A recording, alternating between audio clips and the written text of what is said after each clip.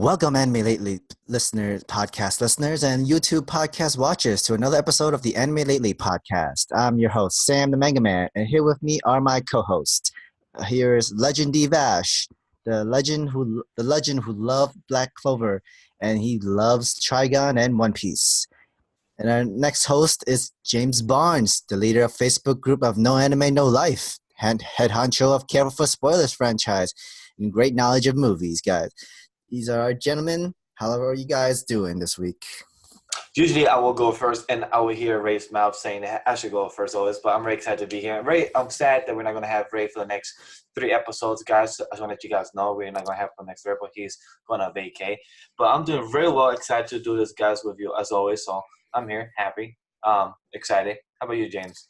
Yeah, I mean, we're talking about anime. Like, I'm good. I'm excited. Let's do this. Yeah, man. This was a great week for anime. Demon Slayer was awesome. Attack on Titan was dope. Shield Hero, Wiseman's Grandchild. A lot of good animes that came out with great episodes this week. But what were you guys' favorites this week? What was the show? What have you guys been watching? You go first. James, go first. Take it away, James. I have 2 words. Demon Slayer.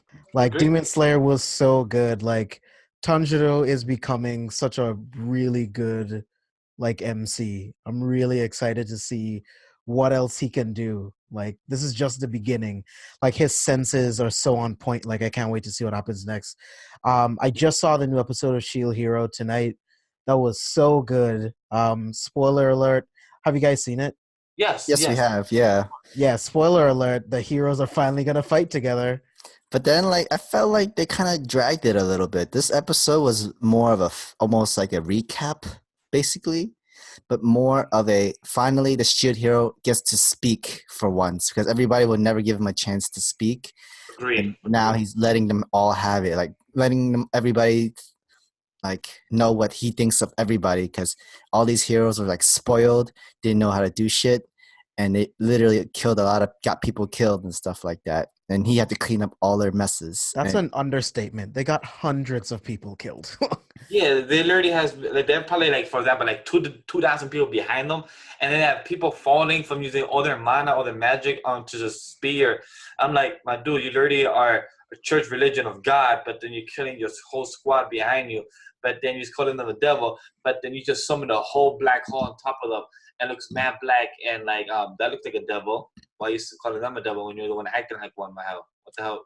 What you doing in my church? Because the church just summoned the Eye of Siron, or the eclipse. Everybody's picture. But then, my favorite commentary from one person, like I said in my review, was Philo. Philo kept saying, "They're so annoying. They're so annoying. Shut up." So annoying. I love her. I love Philo. She's like, her face too, when she saw Matsuyama right in front of her, like, get away, you pervert. Ew, you're annoying. I love Philo. You're me. Your commentary throughout the whole episode was flawless. I love it. I'm just glad that he finally knows he's an idiot. Well, Oh, yeah. I'm pretty sure even if you call someone an idiot, they don't realize they're an idiot. Because this guy literally got himself controlled by a woman. And you know what? That was bound to happen. This guy was a womanizer, and now he's being literally revealed, because you're being manipulated by the bitch of a princess mind. Agree. And to me, the most cliffhanger episode of this past week, since last week, was Demon Slayer for me. Demon Slayer was the most cliffhanger to me because I wanted the tag team already. That tag team match came out of nowhere. I was now I get the name of the episode. But you guys gonna end it like that? I get it. But can we get a little more of that? Other than 1 minute of this just kick in the face and her breaking somebody's face, going a whole type of exorcism, going head around. I want more of that. But that's anime, though. They tease you right at the end, and then you have to wait a week. Damn. I mean, that's a good show. That's the good way to get people to continue to binge more, follow up the next following week. And it's also crazy that you see a demonized Freddy Krueger coming out in the shadows and everything, grabbing people or grabbing young girls. That was amazing. When I first saw the dude grabbing the girl from the bed, I was like, this is why you don't sleep, girl. No. This way you don't sleep. You got to be on your toes. It said women are getting captured. You should know. Do not go to sleep. Stay on your toes. It's like Freddy Krueger going to your nightmares. Do not go to sleep. All he needs to do is just say, "Welcome to my world, bitch." Definitely true. Yeah, Demon Slayer was fantastic. Tanjiro still with that sword moves and his attacks, and that water still looks great. I love his sword. The sword is amazing, and I love how it's so mysterious and rare that nobody knows what is so cool about it because not a lot of people live to tell the tale. So I'm very curious to see where that goes with Tanjiro and what's he was like. Is he gonna be like a legend in the world of his? Like, is he gonna be one of the most spoken known like? the only You know he survivor. will. He probably is. Only survivor, so like that's pretty cool and everything. You're gonna have to at least have that 1 in a million person, and Tanjiro is that one that happened to still have his black sword, still managed to survive. Well, we can write history books of what he can do with it now. So, That's um, true. I do also want to announce here in the podcast saying that I'm finally the show that I've been criticizing for a while with the guys. I'm finally watching One Punch Man season 1. woo! Finally. Yes, Finally. yes, and I'm actually enjoying it better the second or third time around. The first time I saw it was 2017, and the first time I saw it 2017, I did not like it. But Sam made a good point behind the scenes when me and him were recording Shihiro and Wiseman Grandchild, and we're talking about what we were eating. He said that maybe I didn't like it because I was watching the sub, and which is true. I was watching the sub, and dub is amazing. Sam said it Really? himself. The comedy dub is way better.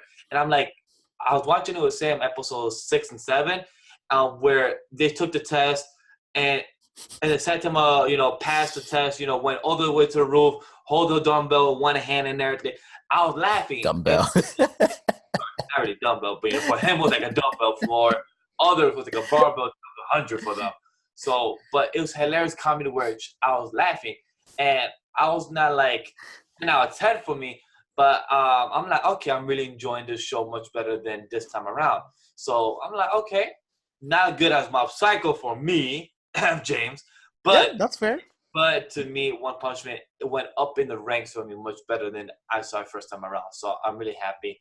I came to like it and came to watch it because of you guys and also because of me editing Sam's video of season 2. So that's why. I really dislike the dub. I think the voices suck, but Really? yeah, it doesn't work for me. I tried a couple times, and yeah, I can't do it. The dub, for me, the dub is hitting me. For me, the dub is hitting me greatly. I think it's because maybe is it because of Saitama where he's not enthusiastic about these fights? And I don't know. his voicing wise? The voice actor for Saitama just doesn't work for me. Or Genos. It just doesn't work for me. I mean, Genos looked a little bit, but for Saitama, it kind of works because technically I love Saitama. he's never excited until like he gets a real challenge of a fight, and he never gets that challenge.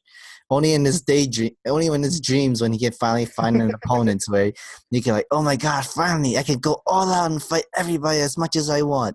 My favorite daydream he had was the one where we had the mole monsters. The mole monsters. The Mole King, yeah. Yeah, Mole King came out, destroyed the king, like the whole town and everything. When he woke up, was like, oh, I'm about to have a real fight. Let's go. And then he saw like, hey, what? No. Damn. Can I go back to my dream? I'm like, damn, that was amazing. I want to see more of that. Like, that was pretty fantastic. And I do understand the criticism of some people in the anime Twitter and all that, where the animation is different from season 2 and season 1. Now I purely do see it since I've been seeing the anime when I edit Sam's video and when I see watching right now currently season 1. So I see the huge difference. So I definitely understand why people are up in arms and like, damn, why is this happening? So I truly understand though. Definitely. But the animation will turn you off for the second season, but the story is still there. The comedy and effects, it's still there. If you're willing to just watch it for it, I say go for it because it definitely gets funny. And there's like some animation that's good, but overall, it's not great.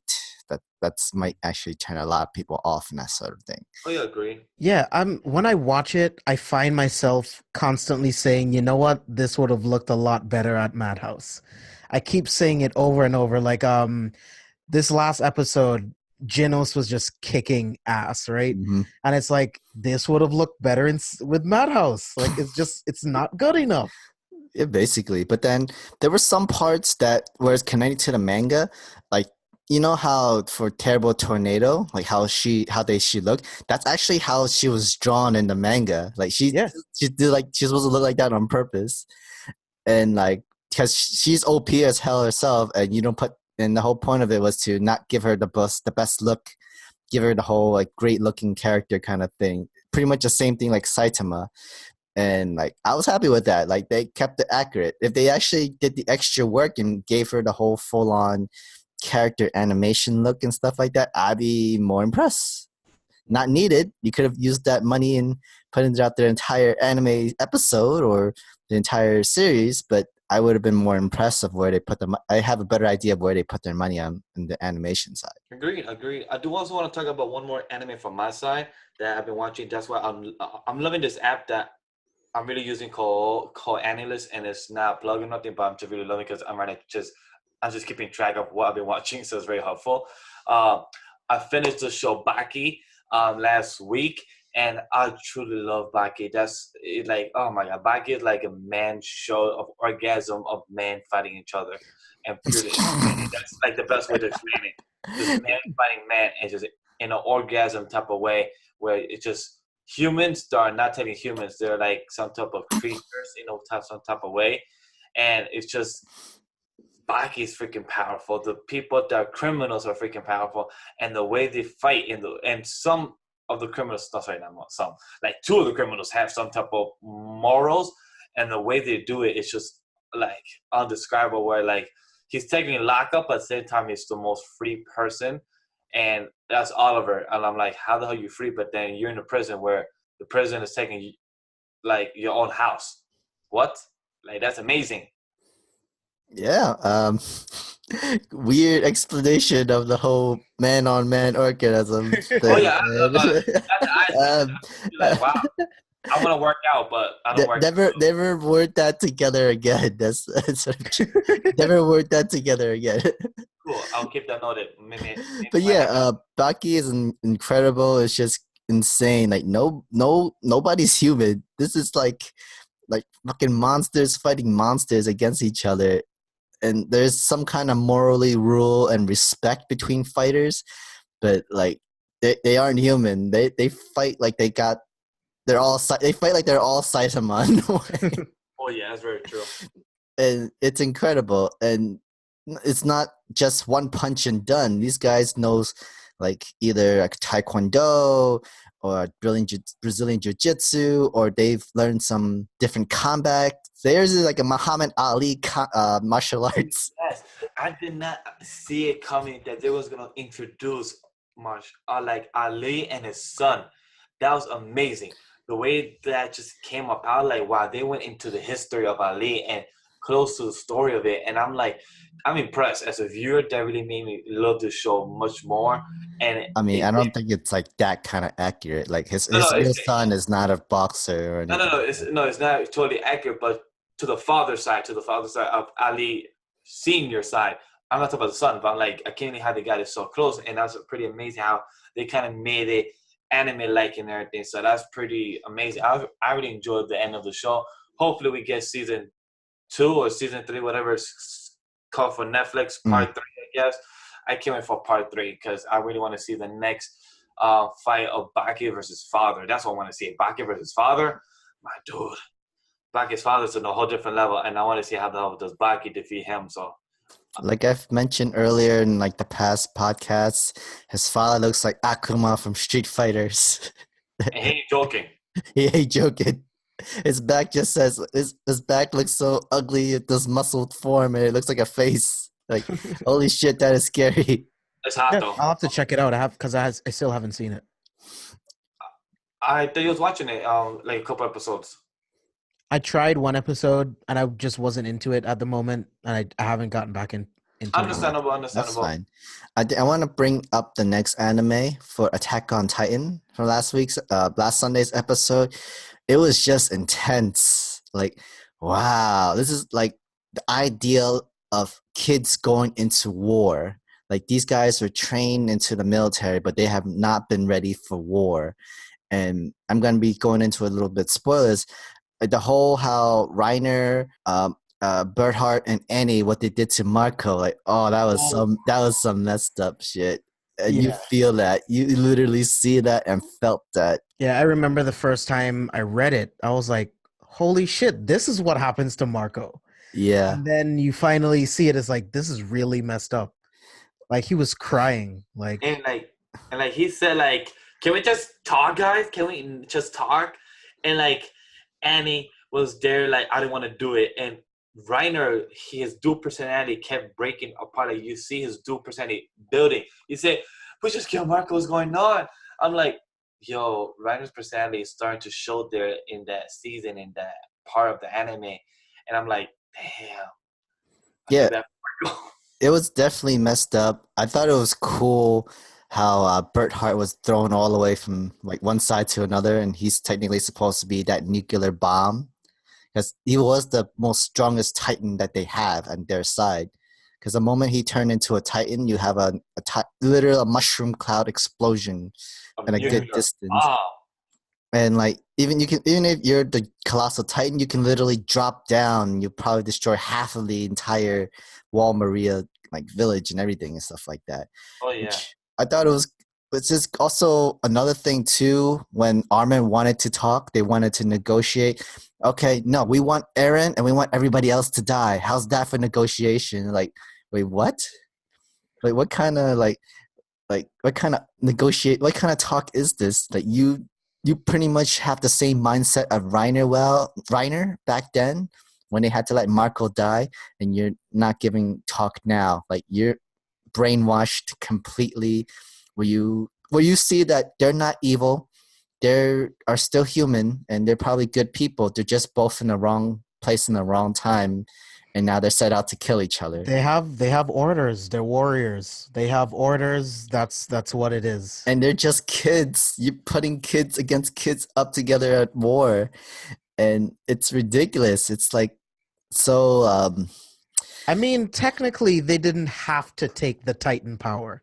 It could have been given to someone else. They also chose to do this. That's very true. Like for like personal reasons, they have to do this. But you know, if you have to go this far, like near killing people, like you literally have to kill and murder people, and to help you follow through in killing people is that you have to keep thinking them as they're evil. They're part of the devil. They are cursed people that they deserve to die, and you're the hero that needs to do what they need to do. Yeah, that's what his people think. So I mean, that's the key way of brainwashing in a way, and like because as long as they don't accept the fact or they see that they've murdered people, they're gonna go insane. They'll go crazy. They're just gonna like, oh my god, what the hell did I done? What have I done? Like I've killed innocent people. Like they weren't devils. They were just people just like me, and I just stained my hand in blood. That's like that's the worst feeling. That's like psychologically, it can destroy anybody. Yeah, that's a sad truth. That's a sad truth. yeah, talking about psychological like effects, like Reiner, like that's the reason why he has a split personality because he spent 5 years of his life with these people, and now he has to kill them. like, But like it's a lot. And basically, like with Reiner, he's also another messed up individual himself. Especially throughout the manga, he's a very messed up individual. Oh yeah, he has problems. He has problems in the manga. But then with Armin, he's gotten very smart every single time in every episode. It's like maybe if I brought up Annie again, it messed up with Berthart's mind. It's like throw him off and that sort of stuff because that happened before. Because Berthart. But another thing is the Beast Titan and Erwin fight. I want that to start now. Like that fight between both of them. That is gonna be amazing. Man, I wish I could talk spoilers. I know. Probably next 2 or 2 weeks from now we could talk about it because by that it should premiere already or give glimpse about that battle. So can't wait. The next episode it's going down. Well, we do have 7 episodes left, so we will truly see a lot happening. So I really can't wait to see how that goes. I can't wait to see the basement and for anime watchers to react to that and see how they see what the hell the basement is.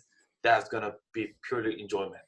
There's also going to be like the side story of Reiner, Annie, and Berthart as well. They'll probably spend one episode of it. maybe like the last one or the second to last episode where they focus into it, and then they tease with a time skip for the next following season. I think that's the best way. I think that's a great way to end it. Could be possible as well. So yeah. All right, let's go on to our news. New England Patriots Anime Club toured Anime Boston. So the reason why I brought up this news is because like all the sports team, like football players, basketball players, everybody, they are showing up their love for anime and everything anime related. I forgot who it was, but there was a NFL player who did a movie for Crunchyroll saying that during breaks before practice and games, he always watches anime to rest. It's kind of like Michael B. Jordan also when he was doing some type of interview a couple for when he did Black Panther. I think some type of news outlet asked him 61 or 81 questions, Mm-hmm. and one question was about him watching anime, and he said Naruto, Dragon Ball. His favorite character is Vegeta, and that's why his suit was inspired to be like Vegeta type of style. And like those type of things, like anime is starting to be mainstream with different type of actors, but also because the young actors that grew up with anime are already currently like Ray and James age that could be in the mainstream and produce that type of anime exposure. So Mm-hmm. that's why it could be popular now because of, like you said, Sam, the NFL, Patriots and the club and those things. Those people are like in the 30s, in their late 30s and everything that could do the anime exposure and have it mainstream that people can know. Anime is not just for kids like cartoons. Anime is very adult like and Mm-hmm. very etchy like in those things and adults like it. So something like that people can understand that it's a lot of fun to watch. Yeah. I saw this and the only thing I thought about was I want to go there, right? Like I Yeah. want to experience like these huge like anime conventions because we don't get that stuff that much here in Nashville. And I really want to experience that stuff being amongst like other anime fans and manga fans. Like that's Really? all I thought about. Really? Because I'm pretty sure there are anime conventions in Texas, though. Like pretty big convention. There are pretty big anime conventions in Texas. I think in Houston. I'm in Tennessee though. Oh, okay. I see. Okay, yeah, that makes sense. But yeah, it's actually really fun these conventions to go into. Me and Miguel went to a good number of different conventions: New York Comic Con, Anime NYC. We're I'm trying to jealous. go. Like Sam, we get the big ones. We're in the East Coast. We're like in the heart of conventions because technically we have the Boston, we have right here. So we're literally in the heart of conventions here in the East Coast. So we definitely can't complain. Like James and Ray, they have to travel to go to conventions. For us, we could just technically take a train ride or bus ride, and that's it. We're there. Yeah, yeah, that's true. Because I feel like the conventions don't really work, or more like conventions would work if there's like a huge population within the states. Yeah. So that's why like places like in Texas, Florida, California, Seattle, New York, like those like really populated states is where people would want to go into for conventions because Oh, there's yeah, a lot of people into it. But most of these conventions are fan based, though. Like they were all built on fans and everything. So anything is possible. Maybe there's a huge group of love in Tennessee that loves anime that they started to go reserve a convention maybe for just one day of anime and panels. I And can stuff only like that. dream. Or James, come over to New York and let's go to convention together. Believe me, I want to. I want to. I'll We'll see you one day. we'll give you the dates. Okay, next news. Children of the Sea films premieres their second trailer and their new song. Honestly, watching this trailer, it looked great. Like the animation was a little different, but the music was actually pretty good. It reminds me of Fantasia, like Disney's I, Fantasia. I do agree with the music. The animation didn't really wow me, but I do agree with the music. The music always gets me. If you have good music, you have me. If you don't have a good story and the music is still there, though, I'm entertained as long as that's the point. But I can't really judge the trailer without knowing in the premise a bit more. But honestly, I was intrigued though by the music the most, so it got me there. I How mean, about you? the story story is not so bad for it. The plot from Viz, according to Viz, it's Rukia. When Rukia was young, she saw a ghost in the water at the aquarium where her dad works. Now she feels drawn towards aquariums, and the two mysterious boys she meet there, Umi and Sora. They were raised by dugongs and heard the same strange calls from the sea as she does. Ruka's dad and the other adults who work at the aquarium are only distantly aware of what the children are experiencing as they get caught up in the mysteries of the worldwide disappearance of the ocean's fish. Interesting. It seems a little vague though, but it's interesting but kind of vague. Yeah, when I saw the trailer, I'm like, I don't know what I'm looking at. It's like the music's good, like the animation is okay, but I don't really know what I'm watching. But I mean, it's just a trailer. When it comes out, like I'll see it and I can judge it from there. Okay, Agreed. that's very true. On to our next news. Kabaneri of the Iron Fortress, the Battle of Unato Films video premieres the new EGOIST song.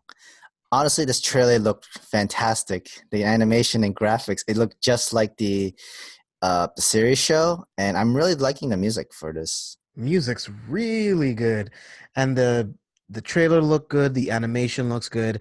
I really like the show. It's just the last 3 episodes just don't work for me.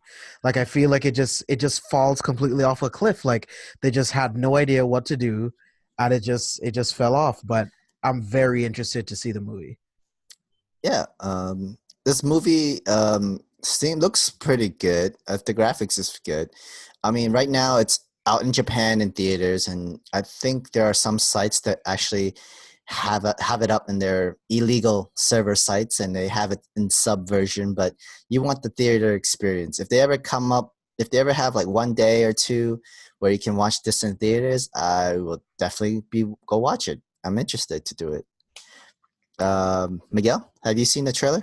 I saw the trailer, but I can't really give too much thoughts on it because I haven't seen the show and I don't know the premise that well. So that's why I'm just staying quiet during the quick segment of us talking about it. So I can't really give my 2 cents on that. Beautiful trailer. That's all I can say. Beautiful trailer. That's all that looks good. And but the song? And the song was good too. Very, very Attack on Titan hype type of thing, even though it's from the same studio and everything.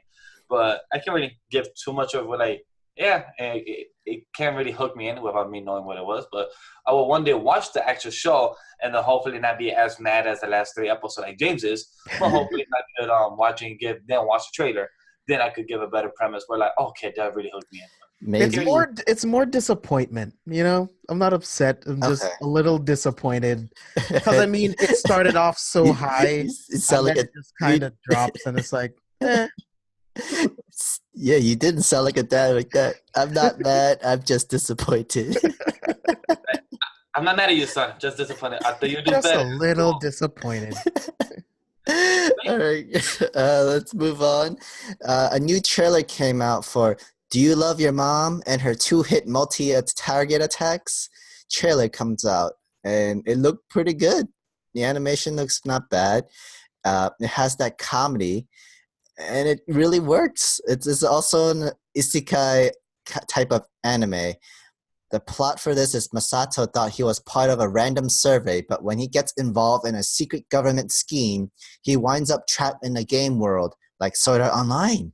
But even more surprising, his mom's there too. Now, I've never seen anything like this before where someone goes in with someone else. Like they're always by themselves and then they find people within the game. So this is really interesting. I thought it was funny. The animation is fine. I really like the sword. Once you have a good sword and you can make me laugh, I'm hooked. I'm good. I mean, what's funny is like, do you expect that the partner that you go in with there is your own mom? Yeah, that's super weird. Miguel? I was just watching the trailer because I completely forgot about it to watch it. So thank you guys for talking while I watched the trailer. That's very helpful. This trailer was actually interesting. The mom literally just smacked the keyboard, and then they both went into the virtual world. And totally hilarious what James said. I totally agree. Never we have seen many type of isekai genres where subgenre where we see the character goes into the virtual world, the game, or whatever type of world they go to. It's only them by themselves.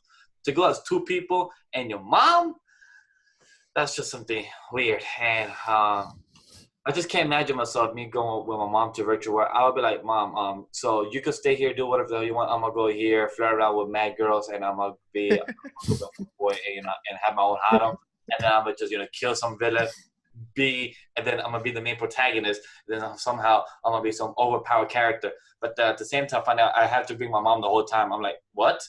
No. Yeah. The ultimate cock block. Right? I need my harem without my mom. I need my overpower and defeat the Dragon Kingdom, Demon King Lord, whatever the hell is happening. Not bring my mom. So I was like, this is an intriguing premise. It seems like a lot of comedy will happen because, of course, with you being your mom there, you're gonna have a lot of comedy. And it was anime. Somehow the main character will have somehow he's gonna have a harem some way somehow. So I love villains, so I would have to be a Demon King. Me too. Like Overlord or the how to not to summon a demon lord kind of thing. Yep. That'd be me. How to not summon demon lord. I'll be like the over dramatic type of demon king and say, I will summon you just I'm the strongest one here. I'm like, I don't know what the hell I'm saying, but hopefully this works. Let's go. Oh, it worked. You see, I am the demon king. Like, yeah, sure, cool. I mean, like there are like those kind of stories before where the villain would be all talk, preparing a whole script and everything. Next thing you know, the hero is like, you really talk too much. I already just went behind your back, stole your treasure, saved the princess, and all that other stuff. Oh yeah, here's your weakness. Pah! Like all in vain. All his hard work came to nothing because he spent most of his time writing his own speech. And it happens. Those are the beautiful cliche villain monologues. Those are the most hilarious type ones to just hear them, and he talks for like 25 minutes, and then the whole time, like you said, the main protagonist did what he did. But I mean, like that's how like that's how they make movies so intense, where the villain has their own backstory and they are so intimidating. The reason why they became a villain was because of this story, and he's giving you the entire life stories of it. But when you're just literally just, oh yeah, you were still talking. Oh, while you were talking, I just got away with everything that you didn't want. I'm pretty sure you wouldn't want me to. Agree. And it makes a great comedy stories like that. Yeah. Let's move on to the next news. Naruto creator Masashi Kishimoto comments on his next manga of Samurai 8. I actually thought this interview was actually really interesting because Kishimoto talked about his ending with Naruto, and he admits himself that it was so incomplete when he finished this Naruto series. And it took him 2 more years to come up with Samurai 8 right afterwards. What really clicked me was that back then when he did Naruto, he said like there's never room for imperfection. There's never room for imperfection. Everything needs to be perfect. He went from everything needs to be perfect to it's okay to make mistakes with Samurai 8 and stuff like that. And also, go ahead. I was gonna say, James, you have read the chapter Samurai 8, chapter 1, yet? Not yet. I didn't have time to. You didn't have time to. Okay, because I want to hear your thoughts about it. But I guess we will hear your thoughts on the next episode, because I really want to hear what did you think about what did you hear about the chapter? Because for me and Sam, we both have similar opinions about it, but as it's not a step down from Naruto, because we're just judging it from the first chapter.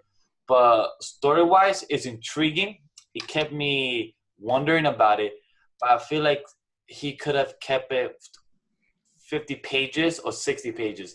I feel like 72 pages or 73 pages he did was too long because it felt like he was giving you so much, but not well written in one chapter. That's what it felt like. I felt like I was given a whole big plate times 5 a platter where I only wanted 2 plates or 3 plates. That's what I felt like.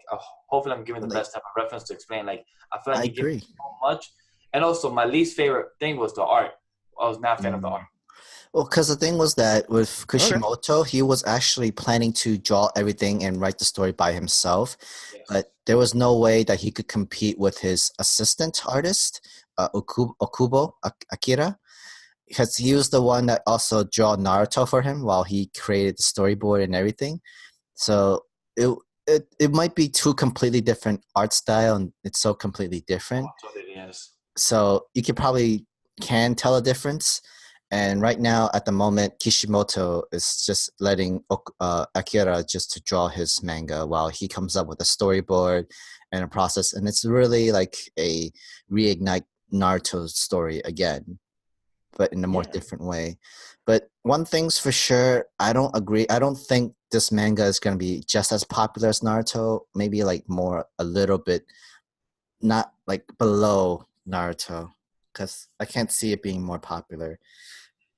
I don't see it happening as well to be popular as Naruto, but it's pretty shocking to know that when I also saw the same type of interview that you said, Sam, that Akira Kubo also did Naruto drawings and he's doing the Samurai A. Mm-hmm. It felt the art not the same. Like, wait, your art was so clean in Naruto in some panels when the fight with Naruto versus Sasuke, the whole fight between Madara and everything was amazing.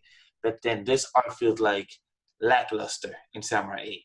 So like I feel like I was getting less of a potential artist. I felt like I was getting some type of artist that just started drawing and they give him this type of serialization since it's brand new. That's what it felt like to me. Oh, definitely, because this is definitely different because in this whole interview, he literally said it's okay to be imperfect. When it came to drawing Naruto, he was trying to draw the perfect manga. But when you're finally okay, you're letting it go where you could be imperfect. I guess like even your quality goes down with it a little bit too, because you're more lean, you're more relaxed into this drawing. You're not all serious about it, and it shows. Like you can actually see the difference.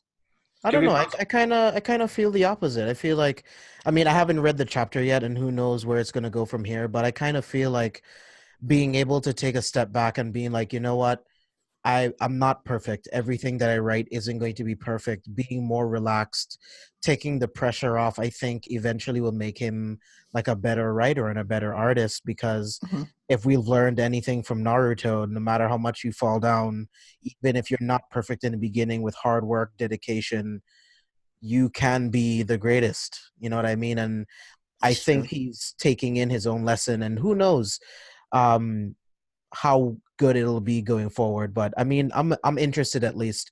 Oh yeah. Another thing that he mentioned was he's gonna shoot for like 10 volumes, but he was saying that he said Naruto would only be 15 volumes, and we know how that went. Yeah, very true.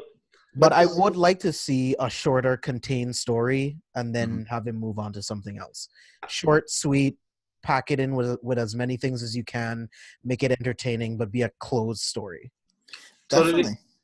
For me, I totally agree with what you said, James. Because thing is that, the creator of My Hero Academia, cannot remember his name, Horikoshi. I think if I'm pronouncing his name correctly, he also said that he's aiming for 30 volumes for My Hero Academia. But the creator of One Piece, Oda said, "Nah, don't aim for 30, aim for 50, and then you're good." Day. He's like, I can't do 50, my goals 30, and like that's some beautiful type of relationship of two beautiful artists trying to like have some type To of push bickering, but to push also each other. Yeah. and push each other to do it. And like, I love how the creator of My Hero said like, I'm just good for 30, and he said himself that his goal for some arcs were to be shorter, but somehow became longer. So it's so true what you said, James. Like, hopefully, some of these creators could do what they want with without the company trying to push them down like Bleach. What Mm-hmm. happened to Bleach series, like stuff like that. Hopefully, it gets much easier for some people. Like, hopefully, this creator Kishimoto, like you said, could probably be more beneficial for him to be more relaxed to write this Samurai 8 story. I Yeah, agree, but that's what I then hope.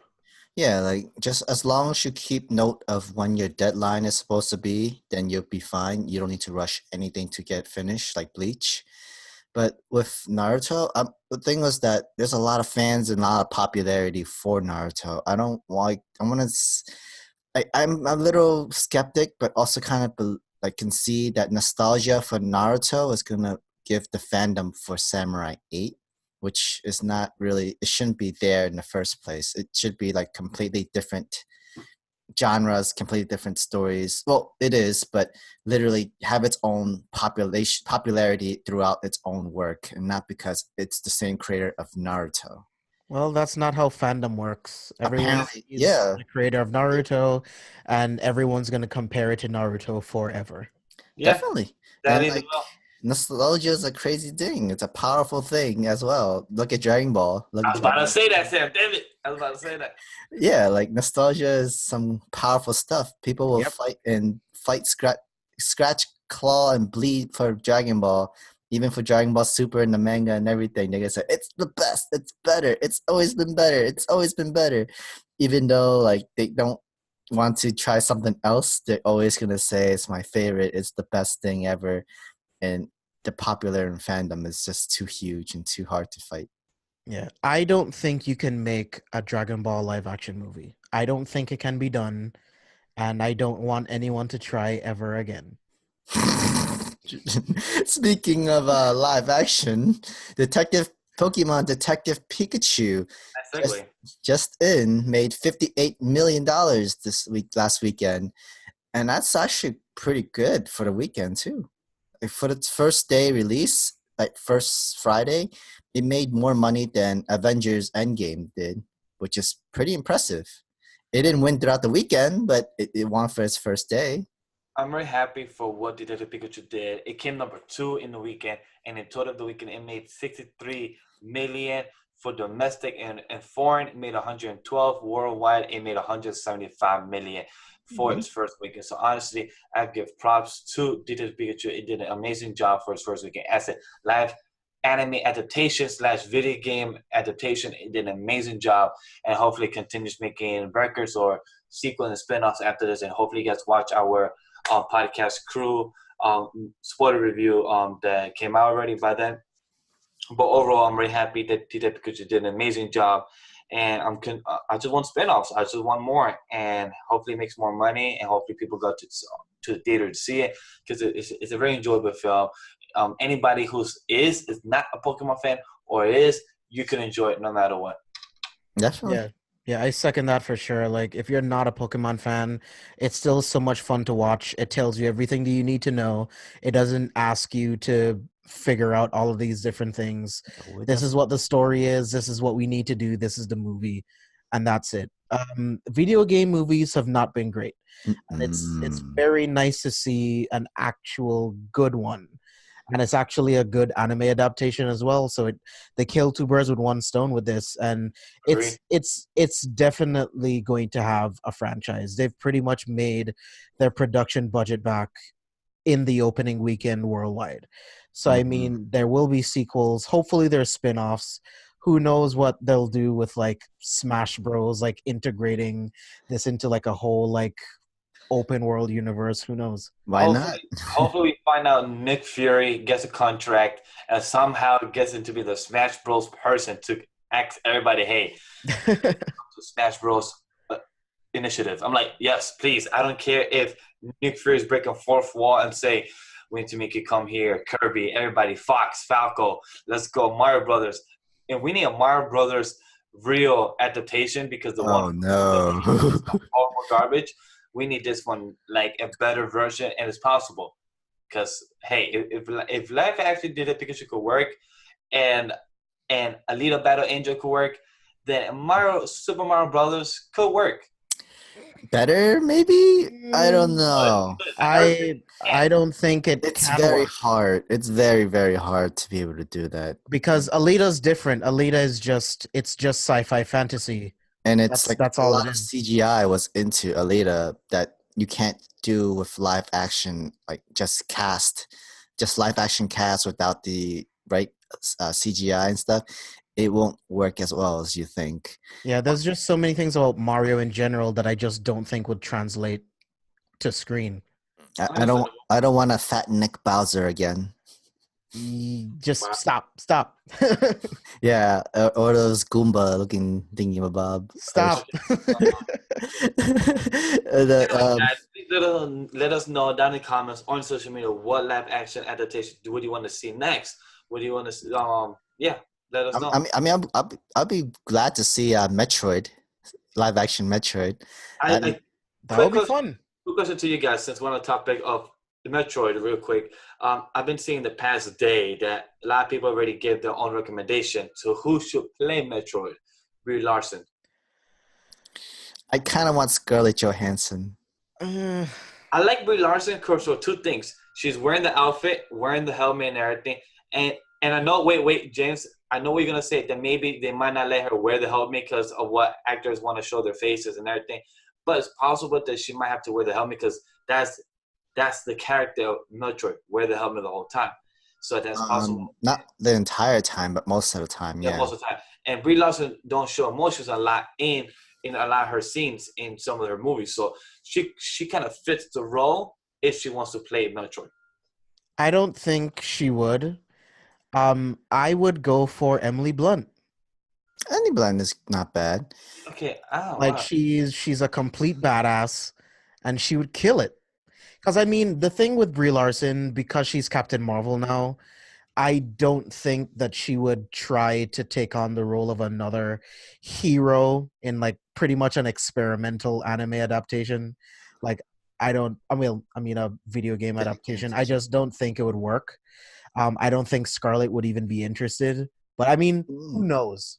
Or would you okay, so first Tomb Raider. Like you guys aren't a fan of the movie, right? The Tomb Raider, the one that came out last year, or Tomb Raider last year. I like it.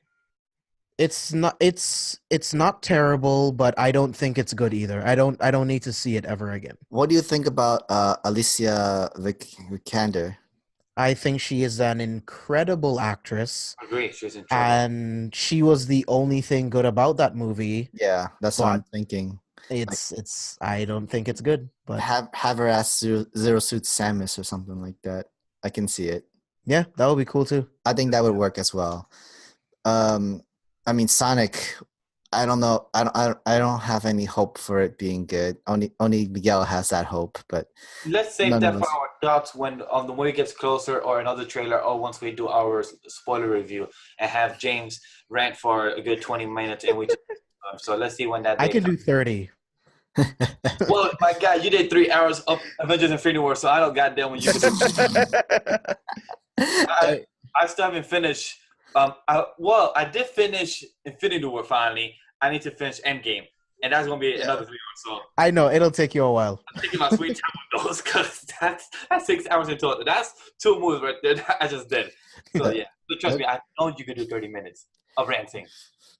It's okay, guys. Our last news of the podcast: Batman Hush exclusive trailer by IGN. That trailer was incredible. Like, wow. Like DC animation, they doing fantastic. They always kill it.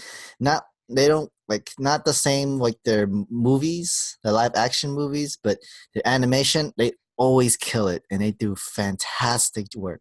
The only one that I haven't seen yet, and what's funny, me and Sam been wanting to see it, but I have it here in my room, and we just haven't had the chance because we've been so busy. But we haven't seen yet, Justice League versus the Fatal Five, and I heard that was very good too. But this Batman Hush, it looks fantastic because I heard great things about the comic, but I haven't read it. I'll be honest, I haven't read it. I've been meaning to want to read it, but right now I don't want to read it yet because I'd rather see the movie first, then read it afterwards. Because this trailer is fantastic. We have the Joker, we have Superman, we have Catwoman, we have Poison Ivy, we have Hush, a character that I have never known about, and to see him actually taking the characters, controlling them and everything. And we have the Riddler, we have Nightwing, my favorite character. So I'm like, this movie looks fantastic, and the score was good in the whole background. So I'm like, this is amazing. Yeah, this looks so cool. I love Batman. He is my favorite comic book character of all time. Period. Nightwing is better. I don't know about that, but I mean, like you said, the music was great. It looks so faithful to the comic. Like it's gonna be sick. Definitely, because I've learned a little bit about Hush from the Arkham Knight game, and it was actually really fun going through his stories and seeing that you don't realize that you switch places with him into this game, and it's incredible. It's scary, but it's crazy cool. Hush seems like is a worthy opponent for Batman, especially when he's able to manipulate so many people, and he has this like crazy, sick, not fetish, but sick ideas, sick planning that he does. And like Miguel, you seen like him being wrapped up in bandages. There's a good reason for that. There's a very good reason for that. My only guess is that Hush is either Jason Todd. No. Okay, so That's it's not way okay. that's way far fetched and out of the park. No, because you know how for Jason Todd, he gets that revenge against Batman because he got killed by the Joker. So Yeah. I'm like, maybe that's like, but that character already exists. Red Hood. Red Hood, yeah, you're right. But I'm like, maybe in the comics they use a different character for Jason Todd. I don't know. So I was like, just throwing out left field because Hush said that there's a revenge or coming for you something towards Batman. So I'm like, everybody has a revenge towards Batman. Like, what the hell did he not do to somebody? So I'm like, but then if it's not Batman, it's Bruce Wayne himself or something like that. And it happens. Like sometimes your own alter ego picks up enemies. Hopefully in this movie, Nightwing, my favorite character, the best of the Bat family, continues being in this movie because Nightwing, I just want to continue saying this just to say one more time just to make sure the audience know this, and James too, that Nightwing is involved in this movie a lot more because, he's the best out of the Bat family. No one cares. That's why the name of the movie is Batman. Hush. Not Nightwing. So. Good point there. Okay, guys, let's move on to our Q&A. This is from Jacob Martin from No Anime, No Life. What do you think is a solution to beat pirates and convince consumers to lean more towards subscription and legal streaming versus sailing the high seas? Meaning going illegal streaming for like other websites.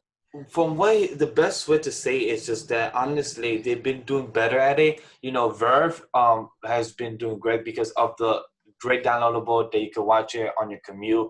That's one thing I love about Verve because I could watch it on my commute to work and go from work to home or school, whatever it is.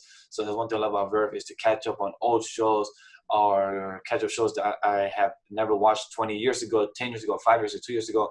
So something like that I really appreciate. And it has been getting people to subscribe more, so that's good for them to get the money. But also some people just don't want to pay because they don't have the money for the funds for it right now. So it's a win-win process where you're winning with getting more viewers because of your downloadable software, and also Funimation now has some type of different tiers now that you could pay for regular basic and then pay the $10 to get downloadable as well. So they're doing the best they can. They have improved in the past this year and last year that they have done magnificent with their with the softwares, with their applications. But to tell people that has been watching anime illegally for the past 10, 5, 20 years, you can't really tell them to switch because they already like it, doing it for free. They already have been doing it where they don't have to pay people, where they could just go to a website and just don't have to wait for 1 week because Crunchyroll, you have to be a premium to pay. So they rather not, they'd rather wait for the account to see. So yeah, that's my James. Anybody? James? Yeah, I don't think there's a solution to beat the pirates, man, because the more the technology grows, the easier it's going to be for people to get this stuff on torrent sites. Like, oh yeah, you can increase firewalls, but then people will find ways to break through those firewalls.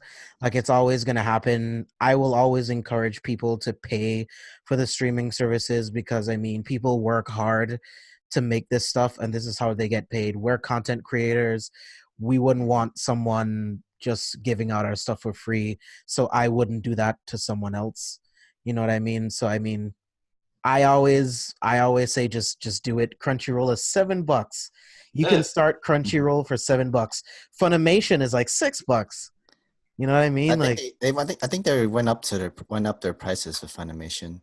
No, they have 3 tiers. They have the $4 tier, they have the $7 tier, and they have the $10 or $12 tier. If I'm correct, or it's something like that in the range of those 3 tiers. All I know is Funimation won't let people cancel their subscription.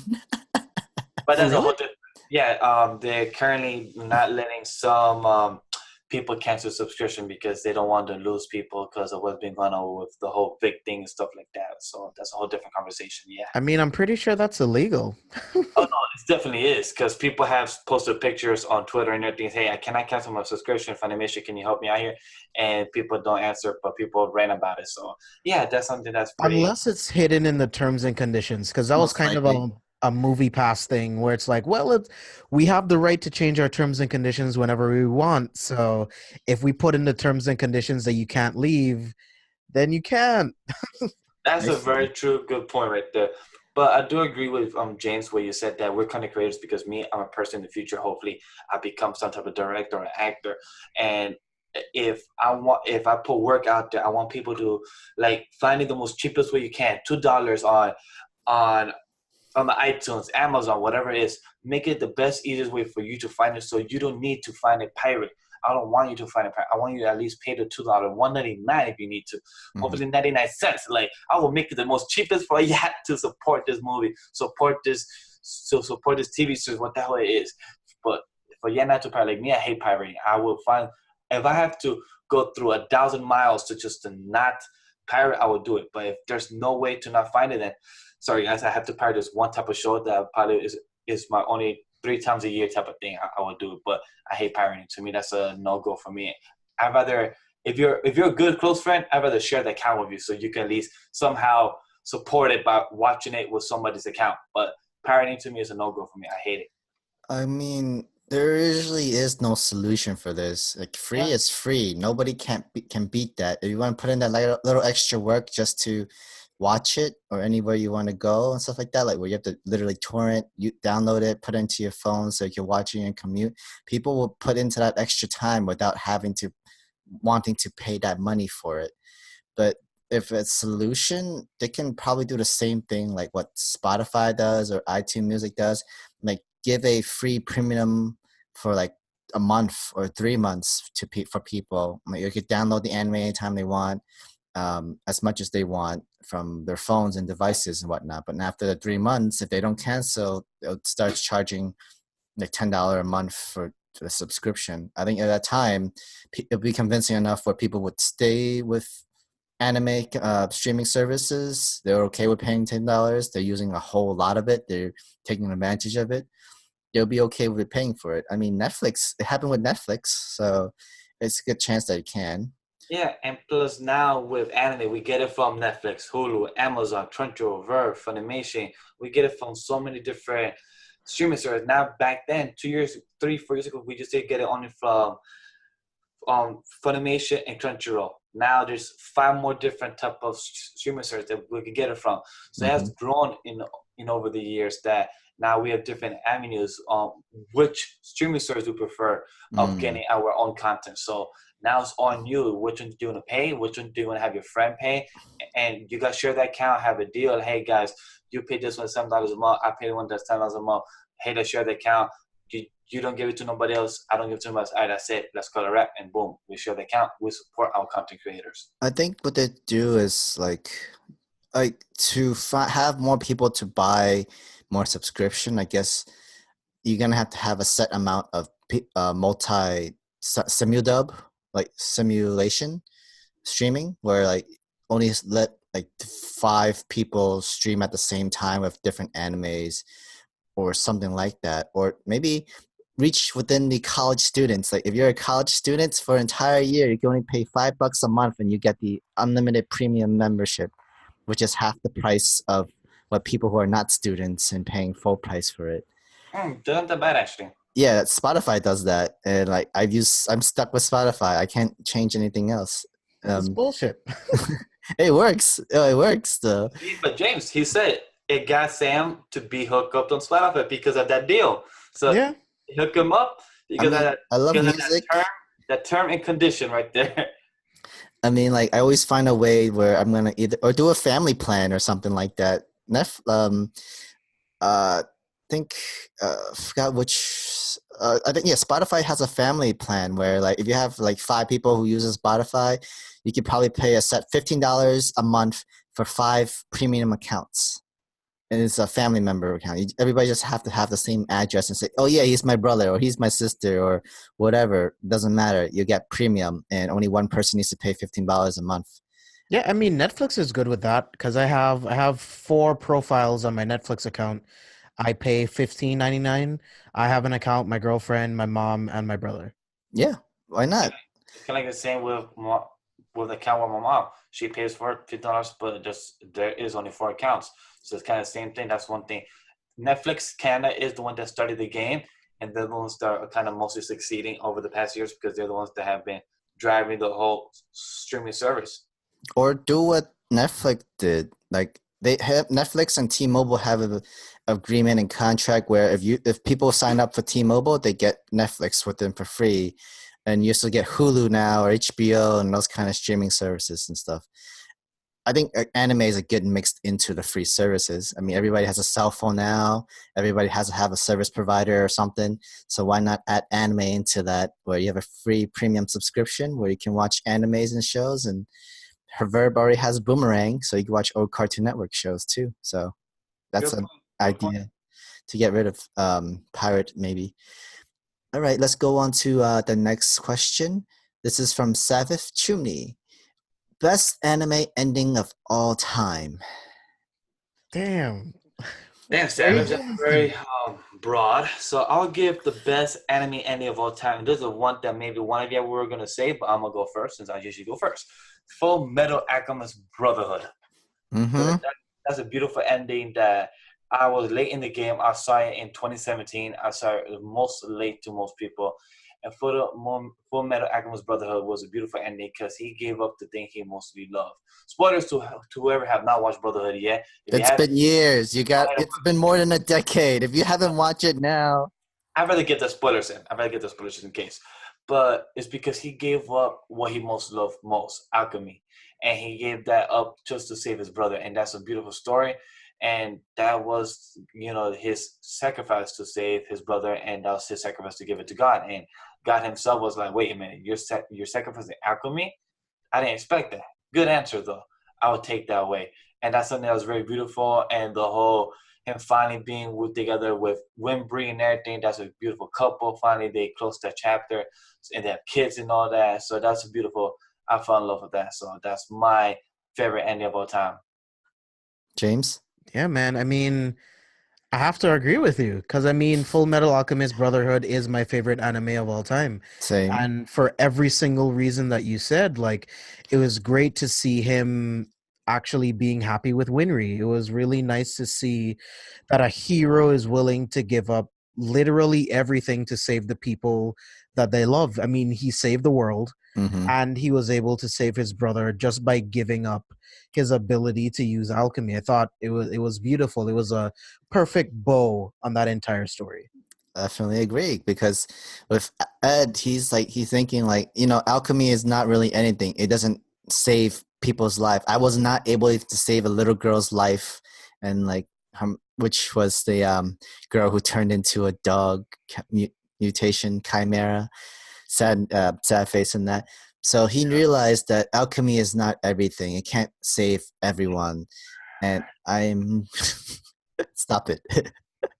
But yeah, it was a great end. He knew that alchemy is fine to give up as long as he still have his friends and family and the people that he loves. He has everything already. He has enough.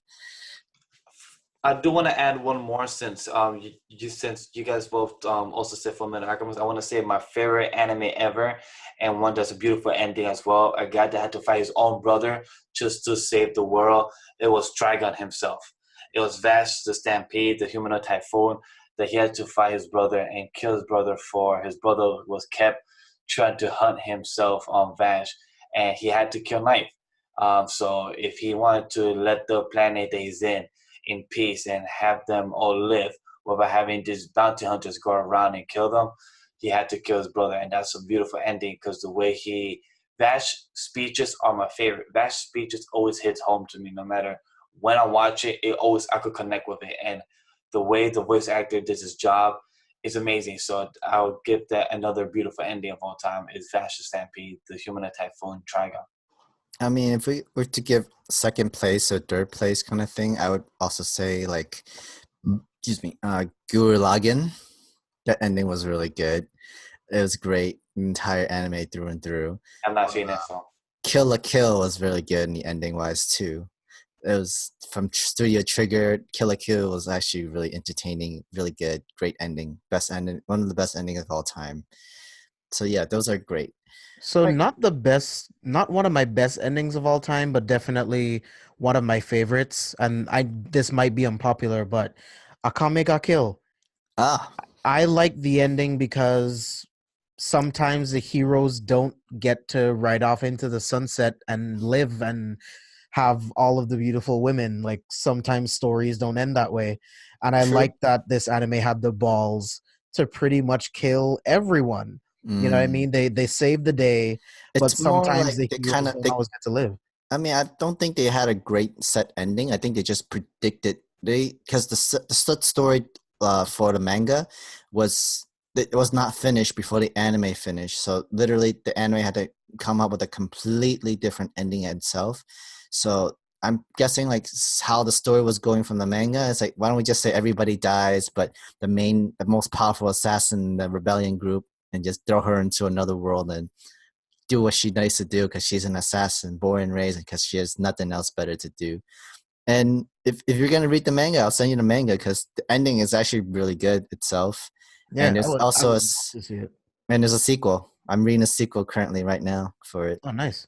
Like I Akame going to another world side thing, and she, Really? yeah, and well, she's not the main character. She's like more of the supporting character in this, but like the main characters for this new series, everybody's building their way up into top samurai class kind of fighters in a way. But you know that tragic ending is gonna come. We just don't know when, but it's coming. Okay. finished. I do want to add one more, and this is more towards James because I don't know if this is the end. It has never been confirmed. Is Mob Psycho 100 going to get a third season? Do you know, James? I have no idea. I Me mean, neither, I because I definitely think it will because season 2 is fucking awesome. season 2 was amazing. But thing is, that cliffhanger made it seem like that was the end of it. But at the same, felt like there's still space for more. So I don't know if there's more. But if this is the end, this is just a quick hypothetical thing that if this is the end of Mob Psycho 100 season 2 and this is the end of the series, that was a beautiful way to end it. Very symbolic with the whole broccoli. For spoilers to who have not seen Mob Psycho season 200, Broccoli. the whole broccoli at the end, that was very symbolic and beautiful. The way that the first episode, he had those seeds, and then at the end of the season, he comes out with the seeds of the broccoli. So that's very beautiful how the energy he compressed it and became a big broccoli tree. So I mean, I guess to fully know, you gotta have to read the manga for it. that is a good point too. So I don't read the manga source material. So James, do you? I don't. So yeah, we don't know. So if we're totally wrong, if you are a manga reader, let us know. All Yeah, right, guys. We're gonna wrap up with our podcast episode. Follow and support us on Facebook, Twitch, and Patreon at Anime Lately, and also follow our other social media platforms like Twitter and Instagram at Anime Lately _, and follow me on all my social media at Sam the Manga Man. James, your plugs. Yeah, follow me all over social media at C the number 4 spoilers. The Careful for Spoilers podcast network actually just launched a new podcast called Best One Worst One, where we take your favorite directors, actors, and pretty much asks you which movies are best and their worst. The first episode that we did was on Keanu Reeves. Episode 2 is going to be on Nick Cage, so that's going to be really cool. Keep your eyes out for that one. definitely, guys. You can only listen to his podcast of the best and worst on his Patreon only. So definitely check that out. And guys, for me as always, follow me at Legend Dash everywhere else. It's on IG, Twitter, AnyList, anywhere that you can find me. Legend Dash. That's where you'll always be and see my name. And guys, thank you for listening to us on Podbean, iTunes, and YouTube. Give us your thoughts, give us your feedback. Let's have a conversation. Join the Discord server on both Careful Spoilers and Anime Lily as well. Thank you very much, guys. Tell you guys next time on the next episode. 4, 5. Don't know which one we are in. Yes. Thanks for listening, guys. See you next time.